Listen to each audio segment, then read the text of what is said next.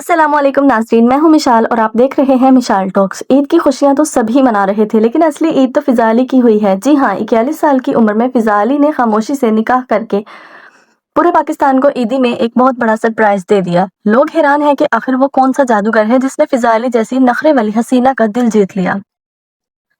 तो जनाब, वो खुश नसीब है एजाज खान। अब आप सोच रहे होंगे क्या ये भी कोई एक्टर है? तो जी नहीं, एजाज खान शोबिस की दुनिया से दूर बिजनेस की दुनिया के एक मंजे हुए खिलाड़ी हैं।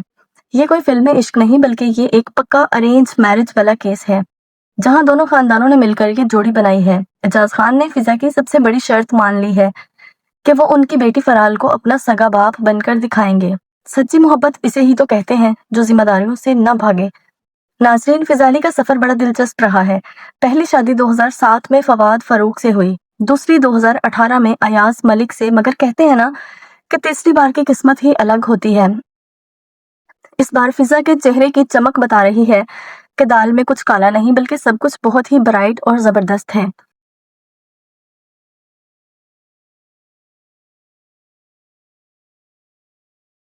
मज़े की बात तो ये है कि अभी कुछ माह पहले ही फिज़ा के पहले शौहर फवाद फारूक ने भी दूसरी शादी की थी, जिसमें फवाद की बेटी फराल को अपने पापा के साथ खूब खुश देखा गया है।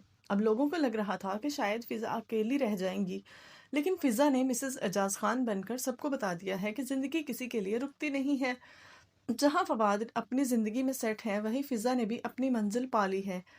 तो प्यारे नाजरीन, आपको फिज़ा अली और एजाज खान की ये जोड़ी कैसी लगी? क्या आपको लगता है कि ये राइट टाइम पर राइट फैसला है? अपनी राय कमेंट्स में ज़रूर दें, क्योंकि आपके कमेंट्स ही तो हमारी जान है। वीडियो पसंद आई हो तो लाइक और शेयर करें, और मिशाल टॉक्स को सब्सक्राइब करना ना भूलें। अगली वीडियो तक के लिए अल्लाह हाफिज़।